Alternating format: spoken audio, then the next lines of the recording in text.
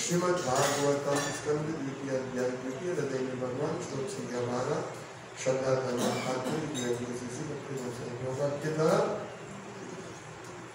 अधीन लीलासिते क्षणोल्लसत् भ्रूभंग संसूचित भूर्यानुग्रहम् ईक्षेत चिन्तामयमेदमीश्वरं यावन्मनो धारयावतिष्ठते। शब्दार्थ अधीना अत्यंत उदार दैन्य रहित लीला लीलाएं हसीता हास ईक्षण चितवन से उल्लसत चमकता भ्रूभंगा बहुओं का बांकपन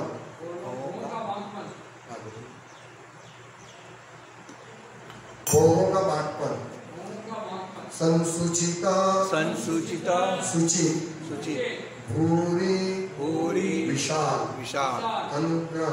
अनुग्रहम वर कृपा इक्षेता एकाग्र करे चिंतामयम दिव्य एनम इस विशेष ईश्वरम परमेश्वर को यावत जब तक मन धारणया ध्यान से अवतिष्ठते स्थिर किया जा सकता है।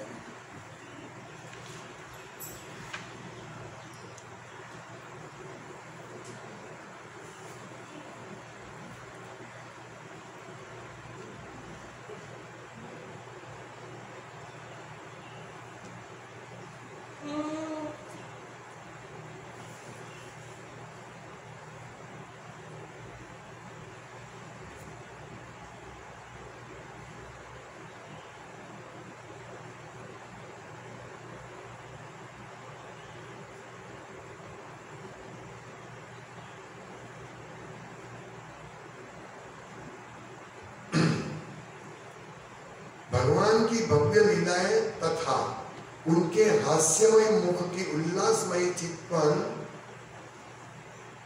उनके व्यापक वरदानों के संकेत है। अतएव मनुष्य को चाहिए कि जब तक ध्यान द्वारा उसका मन भगवान का पर स्थिर रखा जा सके तब तक मन को उनके इसी दिव्य रूप में एकाग्र करें। तात्पर्य 3 पन्ने का तात्पर्य हम स्टेप बाय स्टेप लेंगे। पहले एक पैराग्राफ में बोल देता हूँ। तात्पर्य भगवद गीता 12वें अध्याय के 5वें श्लोक में कहा गया है कि निर्विशेषवादी अपने निराकार ज्ञान के कारण अनेक कठिनाइयों से गुजरता है, लेकिन भगवान के स्वरूप की व्यक्तिगत सेवा के कारण भक्त सरलता से प्रगति करता रहता है। अतएव निराकार ज्ञान निर्विशेषवादी के लिए कष्ट का कारण है।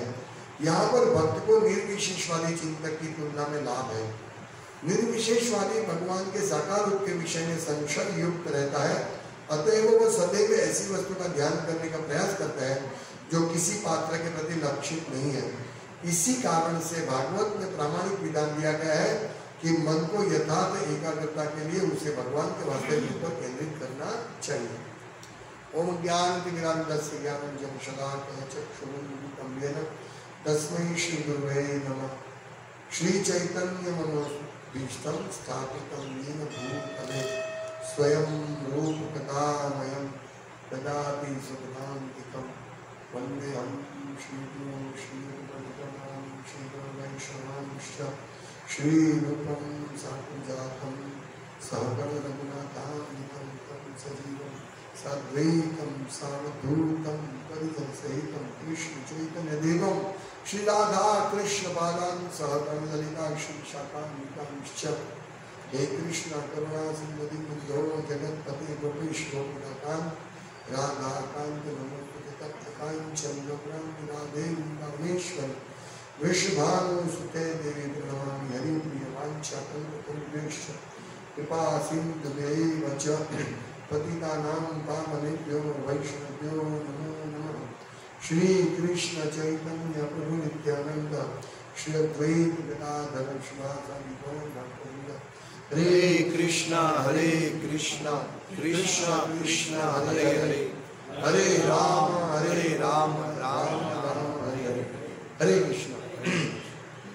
इस आज के श्लोक के विषय में हमने कल थोड़ा चर्चा की थी थोड़ी, कि हमारा स्मरण भगवान के अलग अलग अंगों पे, भगवान के आभूषण पे, भगवान के वस्त्रों पे होना चाहिए, ताकि हम हमारा भौतिक मन जो इधर उधर भटकता है वो कृष्ण के स्मरण में, चिंतन में आए और हमारा इसी जन्म में परम कल्याण हो सकता है। और इसी बात को यहाँ बताएं। सुखदेव गोस्वामी ने पहले भगवान का वर्णन किया, हृदय स्थित परमात्मा का। कितना सुंदर वर्णन है भगवान का मुख कमल का वर्णन, आंख का वर्णन, भगवान के वस्त्रों का वर्णन, भगवान के आभूषण का वर्णन, भगवान के बाल का वर्णन, सब वर्णन हमने कल देखा। अभी आज सुखदेव गोस्वामी क्या कहते हैं कि भगवान की भव्य लीलाएं तथा उनके हास्यमय मुख के उल्लासमय दृष्टिक्षेप उनके व्यापक वरदान के संकेत है। यानी भगवान की लीला कथा और भगवान का मुख, हंसता हुआ मुख, ये बहुत बड़ा वरदान है। देखिए, कोई भी व्यक्ति जब स्मित करता है, हंसता है, तो वो भी प्रसन्न होता है और उसको देखने वाला भी प्रसन्न होता है। ये सिंपल बात है, ये भौतिक जगत की बात है।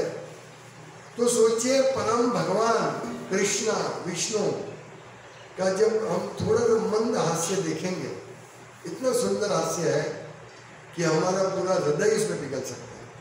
हमको वो हास्य के अलावा कुछ नहीं दिखेगा। इसीलिए ऐसे हास्य का हमें स्मरण करना चाहिए। ये वरदान है भक्तों के लिए।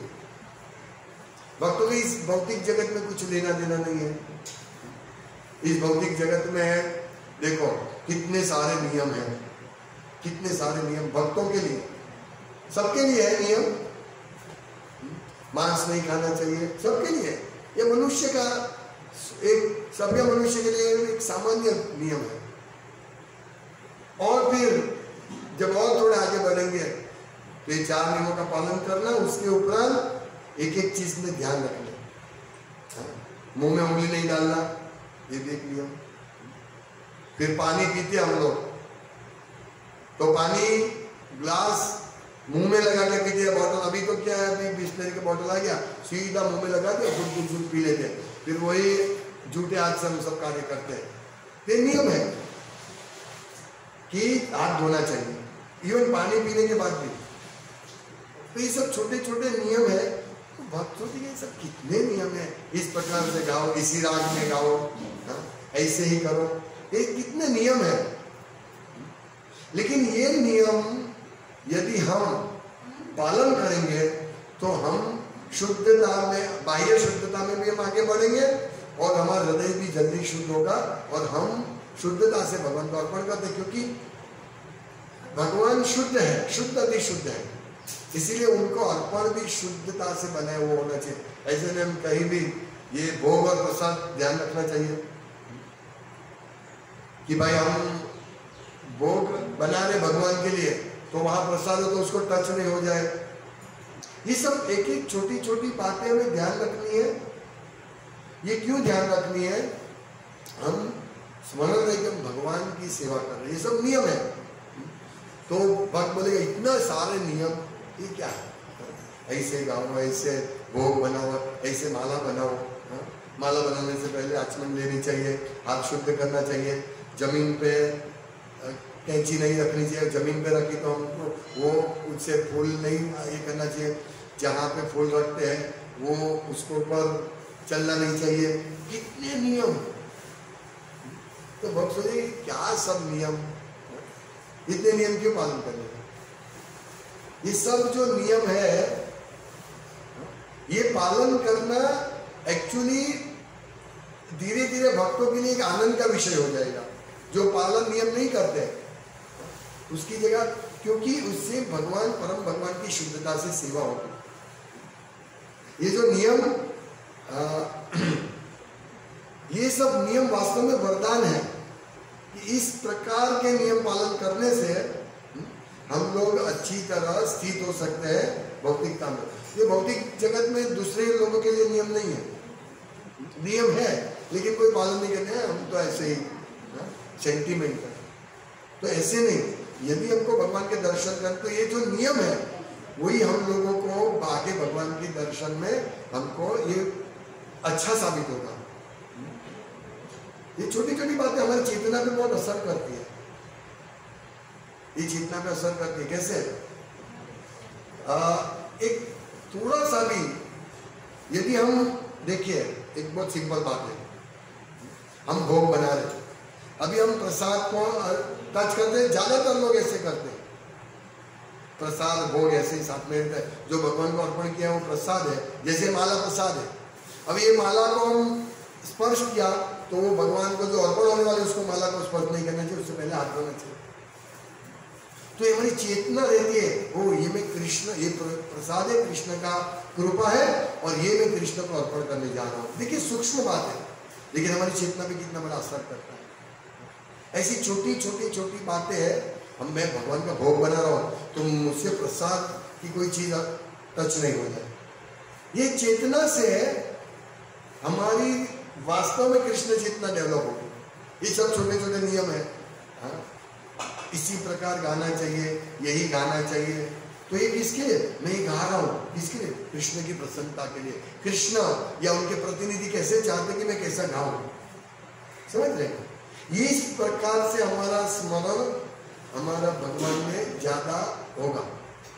तो यहाँ ये सब जो नियम है वो वास्तव में भगवान के दर्शन करने के लिए नियम है, इसीलिए भक्त इसको खुशी खुशी पालन करेगा। अभक्तों को कोई पड़ी नहीं है, वो भगवान कौन है? मैं ही भगवान हूँ, मैं मेरा इंद्रिय तृप्ति करूंगा, मौज मस्ती करूंगा और मैं जैसे जीता हूँ वैसे जीऊंगा। नहीं, नियमन में नहीं आएगा वो। उनको हम बताएंगे कि नहीं देखो भाई इस प्रकार से करना है, तुम कौन हो मुझे बताने वाला? जबकि भक्त का ऐसा नहीं है, भक्त तैयार रहता है, बताइए बताइए मुझे क्या नियम पालन करना है, मुझे क्या करना है क्या नहीं करना है। हमें ऐसे तैयार रहना चाहिए इस प्रकार से, क्योंकि हम इसी जन्म में भगवान का दर्शन करना, इसी जन्म में नहीं, अभी हम भागवतम कक्षा कर रहे हैं तो यह स्पष्ट वर्णन है कि भगवान का सुंदर स्मित वरदान है भक्तों के लिए, व्यापक वरदान के संकेत है, उनकी लीला वरदान के संकेत है। तो चलो हम लीला सुने, हम भगवान के मुख का दर्शन करें, लेकिन वो दर्शन करने से पहले हमें इस प्रकार से नियमबद्ध शिस्त में रहना है। अतएव मनुष्य को चाहिए कि जब तक ध्यान द्वारा उसका मन भगवान पर स्थिर रखा जा सके तब तक मन को उसके दिव्य रूप में एकाग्र करे। अब यहाँ भी दो बात है, एक निर्विशेषवादी और एक साकारवादी। प्रभुपाद कहते हैं कि यहाँ पर भक्त को निर्विशेषवादी चिंतक की तुलना में लाभ है। निर्विशेषवादी के पास कोई कॉन्सेप्ट नहीं रहते हैं। जनरली हम देखते हैं कि जो योगा क्लास कराते हैं तो उसमें क्लास में क्या बोलते हैं, आप शून्य पे ऊपर ध्यान करो।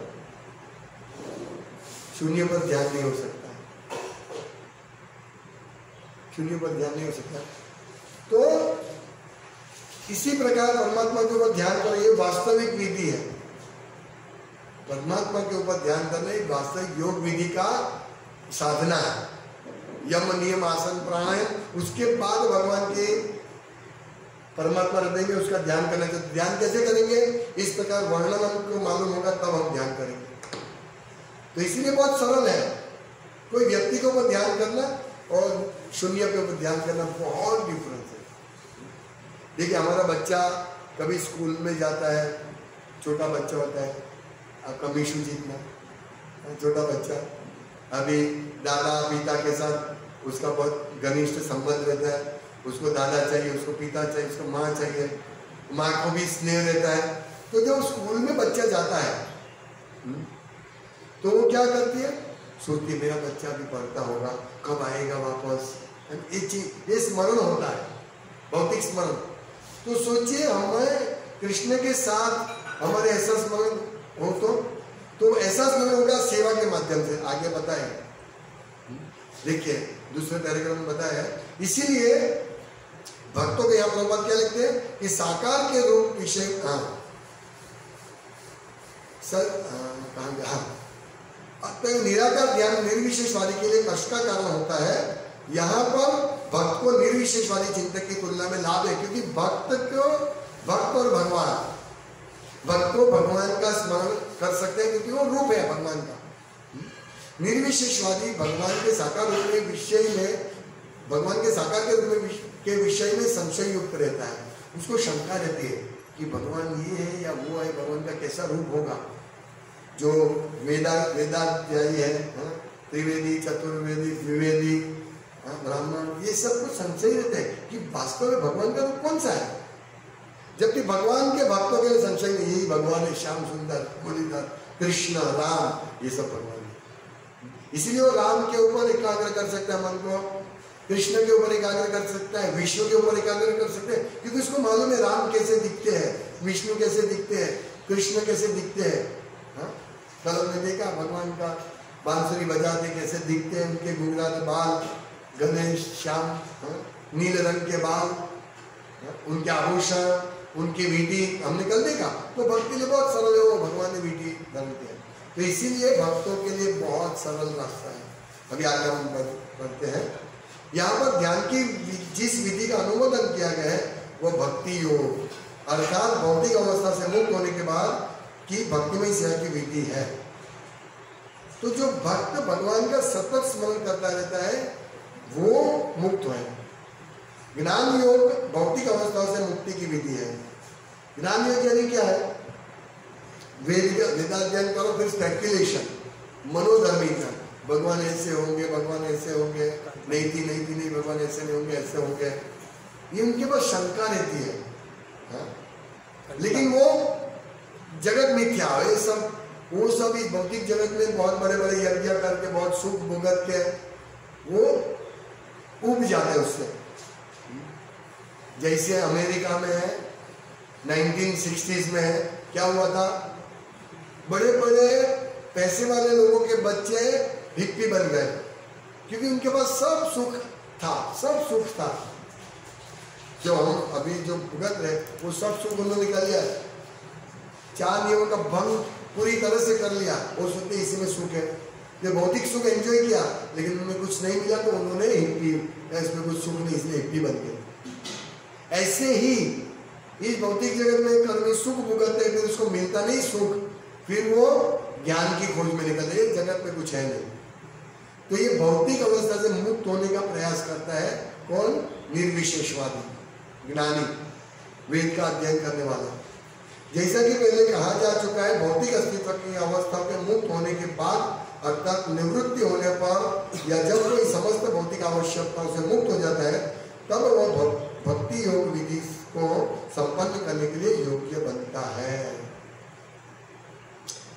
इसमें 2 चीजें, या तो हम इस भौतिक, जब तक हमको इस भौतिक पदार्थ में आसक्ति है, अहम ममेति, मैं और मेरा, मुझे ये चाहिए, मुझे वो चाहिए, मेरा है वो मेरा नहीं है, मुझे ये मेरा नहीं है, उसको प्राप्त करना है, जो मेरे पास जो चला गया, रोना, lamenting and hankering, Akanksha, love और हैंकरिंग, ये आकांक्षा, और लैमेंटिंग, अरे चला गया, मेरे पास बहुत पैसे थे सब चला गया, मेरा बहुत अच्छा घर था सब चला गया, इसको बोलते हैं लैमेंटिंग। तो भौतिकवादी लोग ये 2 चीज करते रहते हैं। लेकिन जब भक्त को मालूम पड़ जाता है, जब सेवा के माध्यम से इस जगत में जो भी है भगवान का है, मेरा कुछ नहीं है, और मैं जो ये वो भुगतने के लिए दौड़ रहा हूँ इधर उधर, वो अंत में सब विनाश हो जाएगा। तब वो भक्ति योग, यहाँ लिखा है, तब वो भक्ति योग विधि को संपन्न करने के लिए योग्य बन जाता है। तो यदि हमारे जीवन में जब दुख आते हैं, बहुत धन होने के बाद, अच्छा घर होने के बाद, अच्छा परिवार होने के बाद भी दुख आता है, और आएगा ही, तो जो बुद्धिशाली व्यक्ति सोचते हैं, अरे मेरे पास सब कुछ है, फिर भी मैं दुखी क्यों हूँ, मैं संतुष्ट क्यों नहीं हूँ, तब वो भक्ति योग के लिए योग्य बन जाता है। अतएव भक्ति योग में ज्ञान योग निहित है, अथवा दूसरे शब्दों में शुद्ध भक्ति की विधि एक साथ ज्ञान योग का भी काम करती है। शुद्ध भक्ति के क्रमिक विकास से भौतिक दशाओं से मुक्ति स्वतः प्राप्त होती है। जैसे हम भक्ति, यदि हम मुक्त नहीं है, चलो हमको सब में आसक्ति है, मैं मेरे घर परिवार में, फिर भी यदि हम भक्ति योग करेंगे तो धीरे धीरे वो आसक्ति से मुक्त होंगे। और विशेष करके 50 साल की उम्र के बाद तो हमें इसमें से रिटायरमेंट ले ही लेनी पड़ेगी। ये भौतिक इंद्रिय तृप्ति से रिटायर लेनी पड़ेगी। इसीलिए 50 साल से पहले ही प्रयास करना है कि हम भक्ति में ज्यादा आगे बढ़ सके। भक्ति योग की प्रभाव अनर्थ निवृत्ति कहलाती है। जैसे जैसे हम भक्ति करेंगे हमारे हृदय में अनर्थ निवृत्ति हो जाएगी। अनर्थ बहुत सारे हैं, काम, क्रोध, मोह, मद, मत्सर, ये धीरे धीरे धीरे निकल जाएंगे। भक्ति योग की प्रगति के साथ साथ कृत्रिम रूप से अर्जित की गई वस्तुएं क्रमशः लुप्त होती जाती है। इच्छा, कृत्रिम रूप, अच्छा हमको हम बड़ा बंगलो बना दिया, लेकिन भक्ति योग करते रहेंगे, धीरे धीरे सोचेंगे ये मेरा है ही नहीं, मरने के बाद दूसरे का हो जाएगा। इसलिए उसकी क्रमशः ये सब वस्तुओं के प्रति उनकी लुप्त हो जाएगा, धीरे धीरे उसका आसक्ति कम हो जाएगा। भगवान के चरण कमलों का ध्यान जो प्रथम सोपान के रूप में है, अनर्थ निवृत्ति के द्वारा अपना प्रभाव दिखाएगा।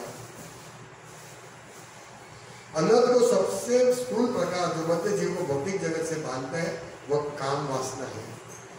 ये अनर्थ हमारे हृदय में जो अनर्थ है, काम, क्रोध, लोभ, मोह, ये सब में काम वासना, सेक्स डिजायर, ये सबसे बड़ा इस भौतिक जगत से बद्ध जीव को बांधने का सबसे बड़ी चीज है।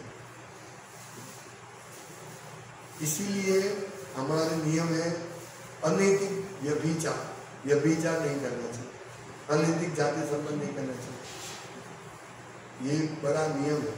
और ये काम वासना धीरे धीरे विकसित होकर नर तथा नारी का मेल कराती है। नर नारी का मिलाप हो जाने पर घर, बच्चे, मित्र, संबंधी तथा संपत्ति के जुट जाने से काम वासना और अधिक बढ़ती है।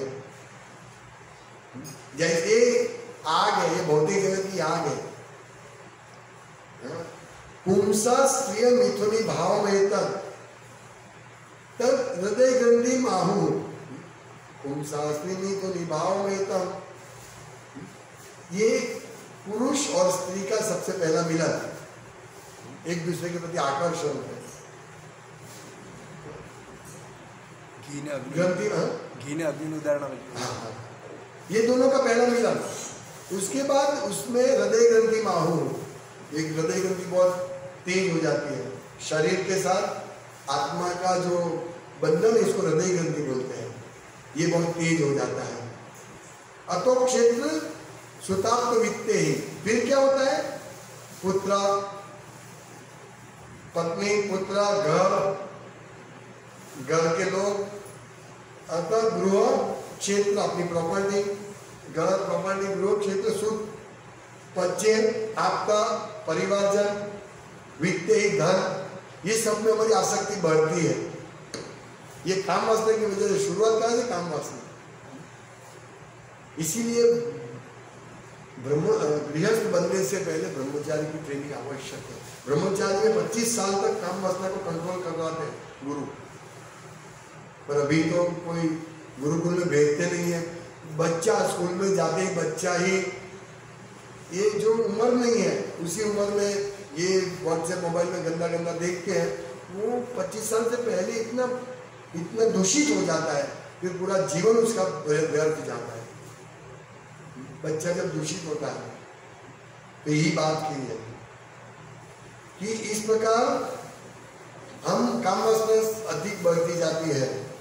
जब इन सबकी प्राप्ति हो जाती है तो बद्ध जीव इन सारे बंधन से अभिभूत होता है और अहंकार का भाव, अहम, ममेति, मैं और मेरा का भाव प्रधान बन जाता है।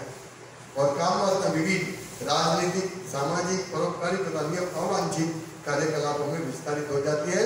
मानो समुद्री लहरों पर तैरता फैलो जो कभी तो स्पष्ट दिखता है किंतु दूसरे क्षण उसी तरह लुप्त हो जाता है, जिस प्रकार आकाश से बादल लुप्त हो जाते हैं। ये सब चीज फिर हमारा पॉलिटिकल, राजनीतिक, सामाजिक, समाज में हमको तो सामाजिक दिखना पड़ेगा। ये सब अहम ममेति का भाव का विस्तार है। मैं और मेरा, मुझे तो ये करना ही पड़ेगा।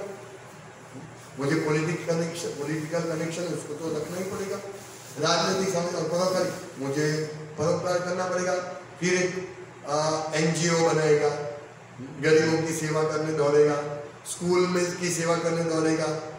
ये सब क्या है? काम वासना का विस्तार है और कुछ नहीं। इसीलिए मूल से काम वासना को काटनी है, मूल से। तो इस प्रकार ये सब जो करंट परोपकार का कार्य, राजनीतिक कार्य, सामाजिक कार्य, उसमें हम लोग विस्तार होता है हमारा और हम उसमें से बाहर निकलते ही नहीं है। मैं इधर का ट्रस्टी, उधर का ट्रस्टी हूँ, ये सब हमारी भावना रहती है। अहम ममत्व का विस्तार है और कुछ नहीं। हम ये सब सर्वोपाधि विनिर्मुक्तम तत्परत्वेन निर्मलम ऋषिकेश सेवनम भक्ति रुच्यते। उच्च भक्ति क्या है?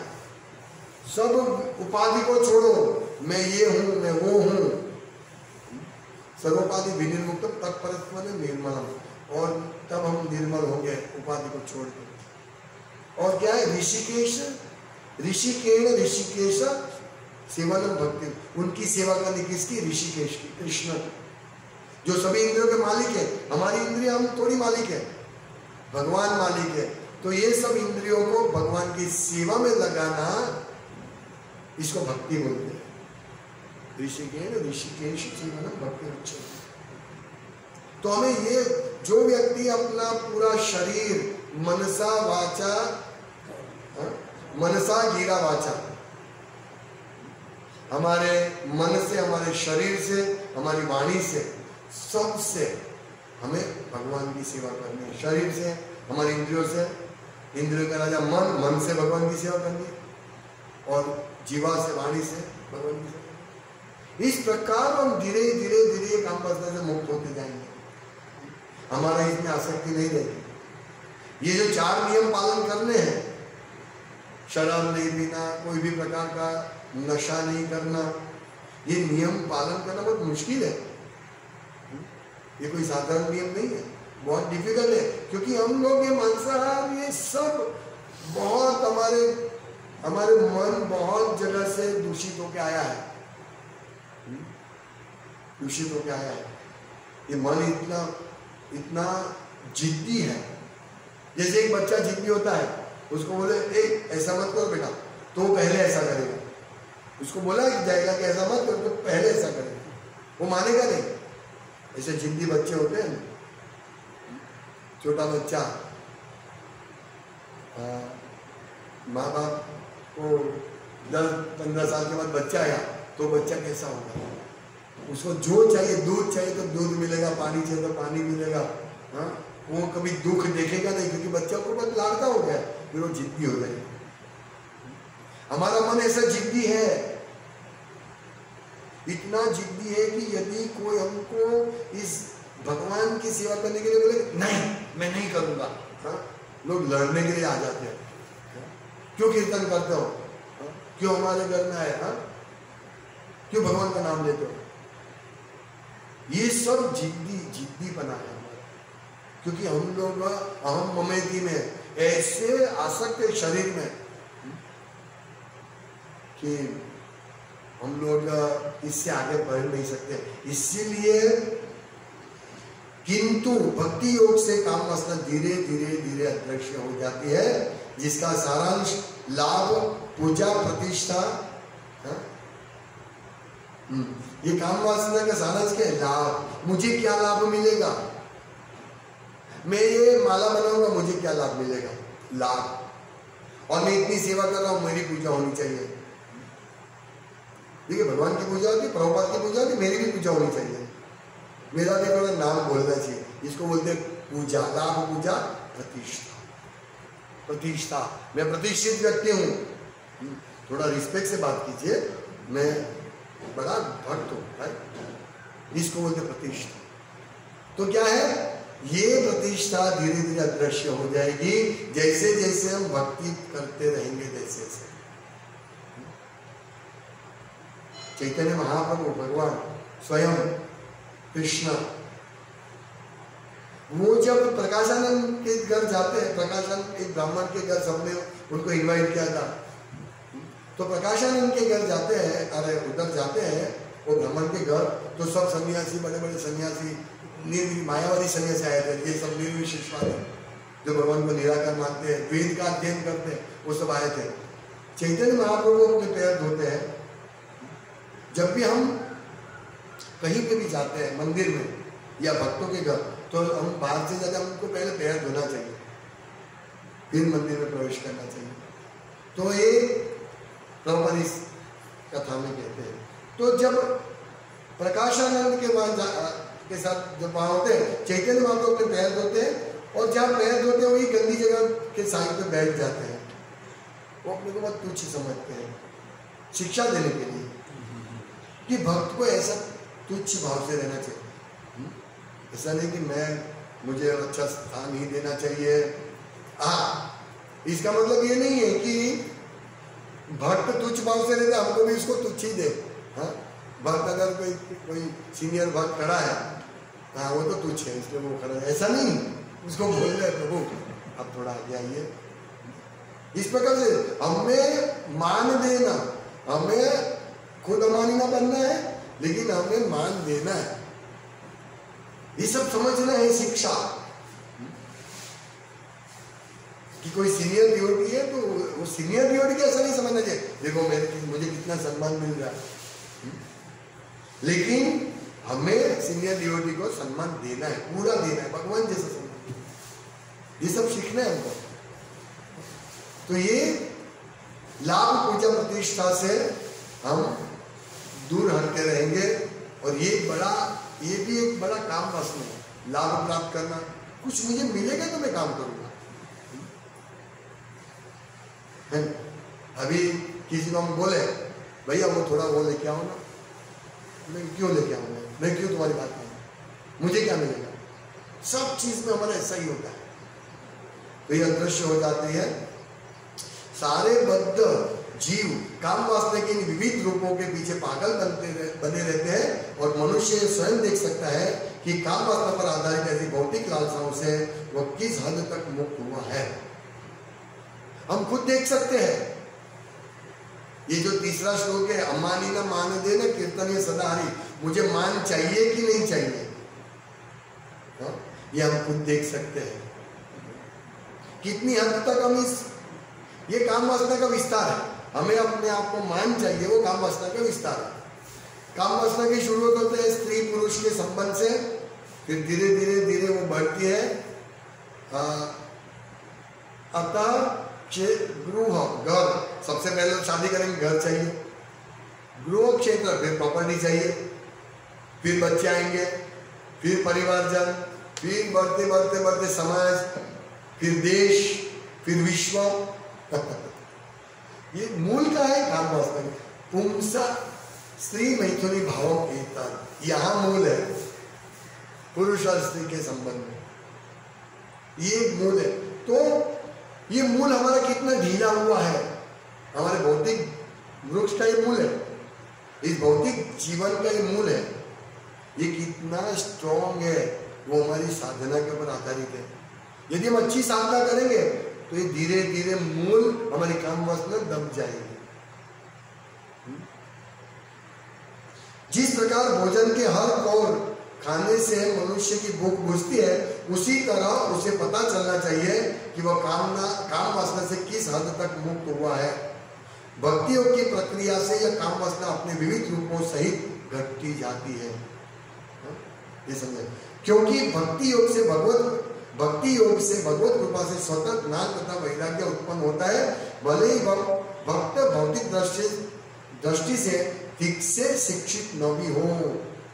ऐसा नहीं है कि भक्ति करने के लिए बहुत बड़ी इंजीनियर डॉक्टर जी, हालांकि हमारे इस्कॉन में है इंजीनियर डॉक्टर पढ़े लिखे बहुत है, पर ऐसा नहीं समझना चाहिए कि पढ़े लिखे ही भक्ति में प्रगति कर सकते हैं। नहीं, एक सामान्य अंगूठा छाप भी कर सकता है। तुम्हें कितना 4 चौपड़ी पढ़े हुए हैं, लेकिन उन्होंने भक्तिमय सेवा समझ ली है। देखिए, ज्ञान वैराग्य अपना पाएगा।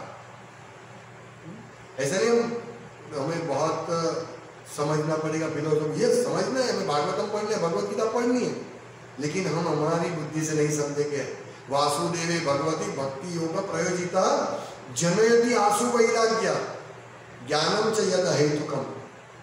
वासुदेव की भक्ति करके अपने आप ज्ञान और वैराग्य आएगा। पूर्व ब्राह्मण, उनको वो ब्राह्मण बेचारा पढ़ता ठीक तरह से भगवत गीता उच्चारण नहीं कर सकता था, लेकिन चैतन्य महाप्रभु उनको बोला आप इन सब से आप ही सर्वश्रेष्ठ भक्त हो, भगवान के भक्त हो। उसको भगवत गीता पढ़नी ठीक नहीं आती थी, फिर भी यही बात है। तो ये क्या कहते हैं कि भक्ति योग से भगवत कृपा से स्वतः ज्ञान तथा वैराग्य, भगवान की कृपा से ज्ञान वैराग्य अपने आप आता है। लेकिन यदि हम पढ़े लिखे हैं, हाँ मैं तो बहुत बड़ा डॉक्टर हूँ, मैं थोड़ी माला बनाऊंगा, ये तो माली का काम है, ले मैं 100 रुपया देता हूँ, जाओ माली से लेके आओ। समझ रहे हैं, भक्ति में शिथिलता है।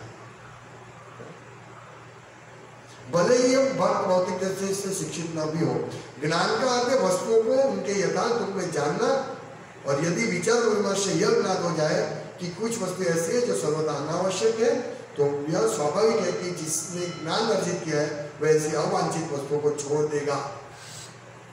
हमको धीरे धीरे मालूम पड़ेगा भौतिक जगत में सब कुछ अवांछित है। कार, गाड़ी, बंगला, प्रॉपर्टी, सोना, घर, बिस्तर, सब अवांछित है, जो आगे बता दिया। ये धीरे धीरे धीरे भक्त को समझ में आएगा। जनती वैराग्य क्या करेंगे इसको? जब बद्ध जीव ज्ञान के अनुशीलन द्वारा यह देखता है कि भौतिक आवश्यकता है अवांछित है, नहीं चाहिए भौतिक आवश्यकता है, तो वह तो उनसे अपना नाता तोड़ लेता है। मतलब नाता तोड़ना मतलब अपने घर में रहते हो, घर को छोड़ के फुटपाथ पे रहना नहीं है, वो अर्थ नहीं है। हाँ, जो घर है अच्छा करे रहो, अच्छी गाड़ी है रहो, लेकिन इसको कृष्ण की सेवा के लिए वो है, ये मेरा नहीं है, मैं इस गाड़ी का मालिक नहीं हूँ, मैं इस घर का मालिक नहीं। ये भावना से घर में रहो, गाड़ी का उपयोग करो, भगवान की सेवा में। ज्ञान की यह अवस्था वैराग्य अर्थात अवांछित वस्तुओं से विरक्त कहलाती है। हम इससे पूर्व बता चुके हैं कि अध्यात्मवादी को स्वावलंबी होना चाहिए और उसे अपने जीवन की नैतिक आवश्यकताओं की पूर्ति के लिए धनी अंधे पुरुषों से भीख मांगनी नहीं चाहिए।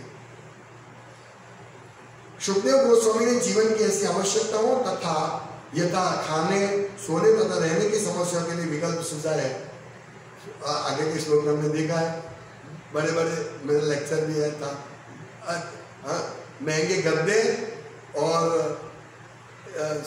बाकी की वस्तु की क्या आवश्यकता है, लेकिन उन्होंने काम वासना की तुष्टि के लिए कोई विकल्प नहीं सुझाया है। सुखदेव गोस्वामी ने कहीं पे ऐसा नहीं बोला है कि जाओ तुम काम वासना मतलब अपनी इंद्रिय तृप्ति करो, कहीं पे नहीं। प्रभुपाद कहते हैं जिसके अंतःकरण में काम वासना तब भी आंदोलित हो रही हो, उसे संन्यास आश्रम ग्रहण करना ही नहीं चाहिए।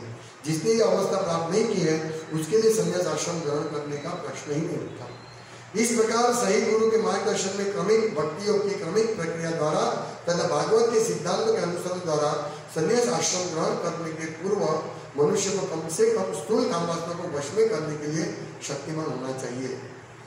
इस तरह शुद्धि का अर्थ है क्रमशः काम वासना से मुक्त होना, और इसकी प्राप्ति यहाँ पर वर्णित विधि द्वारा भगवान के चरणों से प्रारंभ करके उनके ध्यान द्वारा की जा सकती है।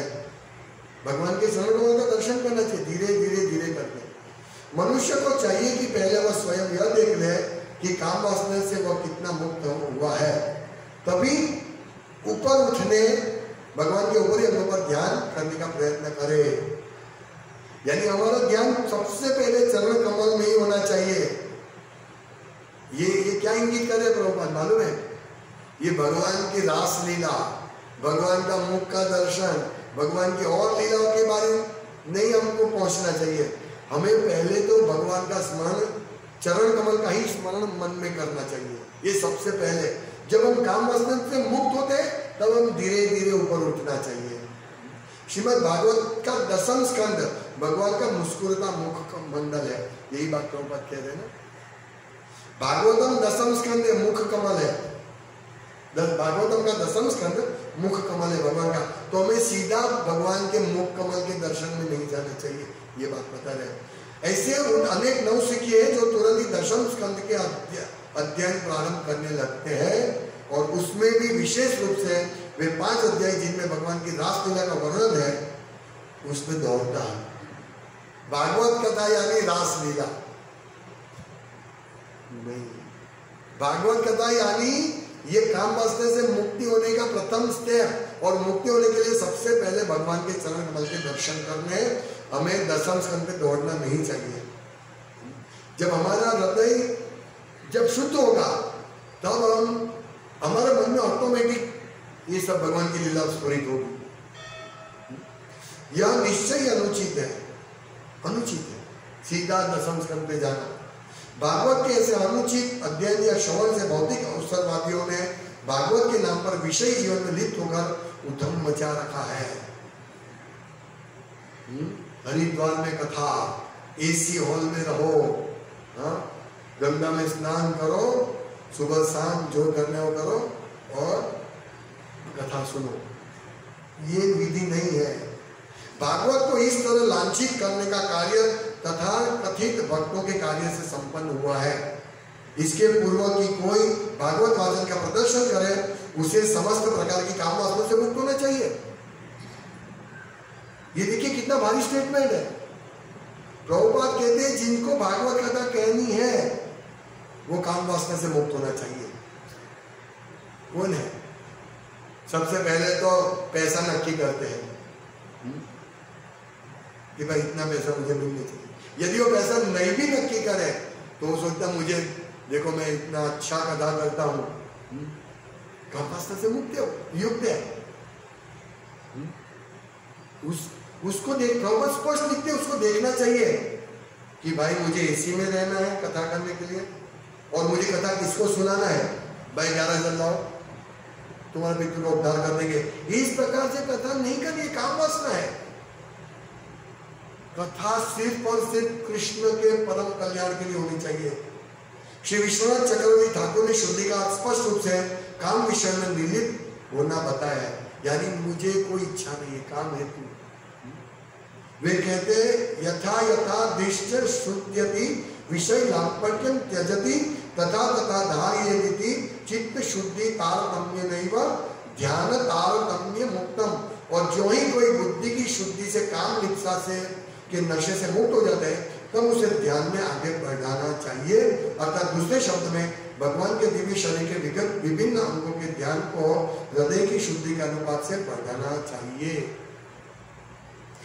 ये भागवतम के जो 10 स्कंद है, 12 स्कंद भगवान का रूप है। चरण कमल प्रथम स्कंद से शुरू होते हैं, फिर धीरे धीरे धीरे ये सब वर्णन है।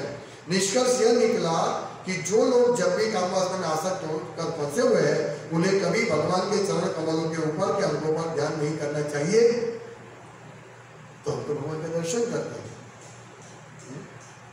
हमें चरण कमल से शुरू करके भगवान के मुख तक जाना चाहिए, लेकिन हमें समझना चाहिए कि मैं अभी चरण कमल में ही रहना है मुझे। जैसे हम भागवतम पढ़ते हैं, 10वें स्कंद भी पढ़ते हैं, हम मुक्त नहीं हुए फिर भी पढ़ते, बार बार पढ़ते हैं, लेकिन हमारा ध्यान यही होना चाहिए कि हम चरण कमल में ही स्थित करें हमारे मन को। अतः वो उन्हें अपने आप को श्रीमद् भागवतम के प्रथम 2 स्कंदों का ही पाठ करने तक सीमित कर लेना चाहिए। यहाँ तो प्रथम 2 स्कंद पे की बात कर रहे हैं। मैंने देखा है, जैसे मैंने बताया एक भागवत कथा कर अपना इस्कॉन का, मैंने आगे भी बताया, वो दुबई में एक 5 स्टार होटल में स्विमिंग पूल में बैठ के मौज करता है, तुमके चड्डे पहनकर गरबा खेल रहा है। ये भागवत कथा कर अपने इस्कॉन की। प्रभुपाद स्पष्ट कहते हैं कि अतएव उन्हें अपने आप को श्रीमद् भागवतम के प्रथम 2 स्कंदों को ही पाठ करने तक सीमित कर लेना चाहिए।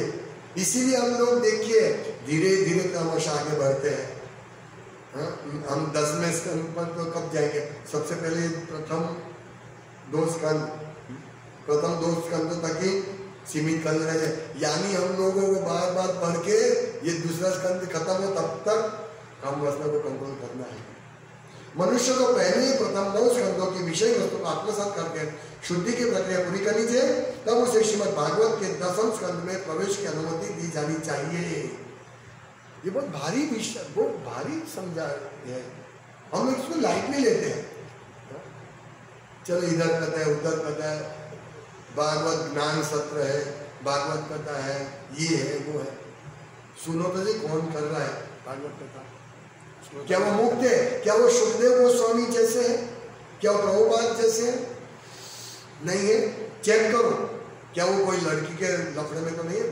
ऐसे एक भागवत कथाकार है, मैंने सुना है, वो दूसरी अपनी पत्नी को छोड़ के दूसरे के लफड़े में, लेकिन वो कथा इतनी अच्छी करता है, क्या बात है, लोग हजारों लोग उसको सुनते हैं, कोई लाभ नहीं होगा। स्पष्ट। ये सब चीटा संचीटी चीटे, ठगने वाला ठगाने वाले हैं। हमें ऐसे नहीं बनना है, हमें नम्रता से, हमें अच्छे मार्गदर्शन में, परंपरा के मार्गदर्शन में भागवत का पाठ करना है, और इससे हमें चेक करते रहना है बारंबार। जैसे बुखार चेक करते हैं, भाई कितना है? 101 है, हाँ गोली लो। अभी कितना है? हाँ 101 में थोड़ा कम हुआ। ऐसे बुखार चेक करना है हमारा। ये इंद्रिय तृप्ति का बुखार है, बहुत भारी बुखार है। जितना भारी बुखार है उसका उतना दम्भ अहंकार ज्यादा होगा। हाँ देखो मेरे पास मर्सिडीज गाड़ी है, देखो लोग मेरी पूजा करते हैं, मुझे भगवान समझते हैं, ए अहंकार। तो कभी कभी ऐसे नवसिखिए भक्त अपनी व्यास पूजा करवाते हैं। उनका बर्थडे के दिन बर्थडे होता है तो सब उनकी पूजा करते हैं। समझ रहे हो? ये सब चलता है, वो धीरे धीरे भगवान बन जाएंगे। हाँ लिखा है साक्षात धरित्वेन समस्त शास्त्रे। भगवान के प्रतिनिधि को साक्षात भगवान समझना चाहिए, लेकिन वो प्रतिनिधि कौन? प्रभुपाद समझाते हैं, जो काम वासना शून्य है, ऐसे प्रतिनिधि की ये सब सीखना है हमको, तभी हम भगवान के मुख कमल का दर्शन कर सकेंगे। ये बहुत, इसीलिए हम लोगों को ये भक्ति की नौडा भक्ति में लगना है। पहले नौडा भक्ति में लगना है, सेवा पूरा दिन सेवा करते रहे, पूरा दिन सेवा करता रहे, ताकि हमको इंद्रिय तृप्ति का समय ही नहीं मिले। हम काम करने जाते हैं तो काम करने में काम ऐसा करें कि भगवान का स्मरण करें, हम ये भगवान के लिए काम करें। इस प्रकार रोज रात को रिपोर्ट देना है भगवान को। मैंने बताया ना, ये श्लोक है कि भगवान मैंने जो भी कुछ किया आज के दिन, अच्छा हुआ बुरा हुआ मेरे से, यानी अच्छी तरह काम नहीं किया बुरी तरह, मैं सब आपको अर्पित करता हूँ। कितनी बड़ी हमारे शास्त्रों को सिखाते हैं। देखो एक बार ये सब चीजें एक जगह, इसीलिए देखिए जब हम भागवत कथा करते हैं तो हमारा जो भी सेवा भी करते, कोई भी सेवा करते हैं, तो हमारा हृदय से करनी चाहिए। हम कृष्ण की प्रसन्नता के लिए कर रहे हैं।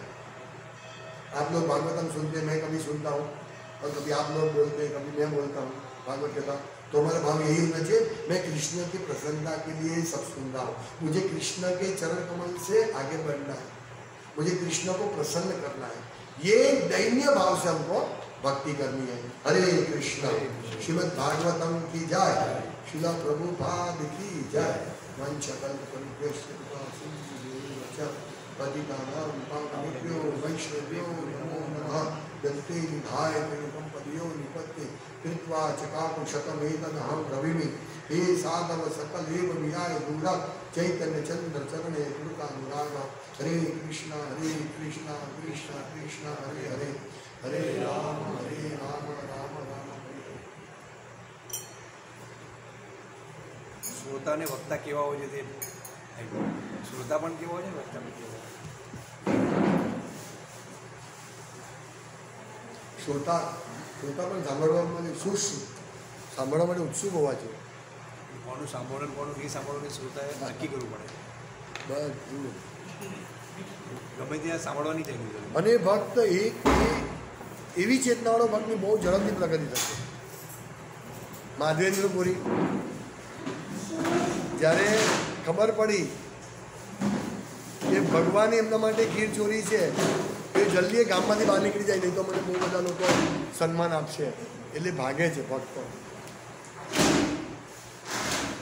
આપણે એવી ભાવના હોવી જોઈએ. કૃષ્ણ રસમોસ્કાન કહેવાય એ જ વંચાય એમાં.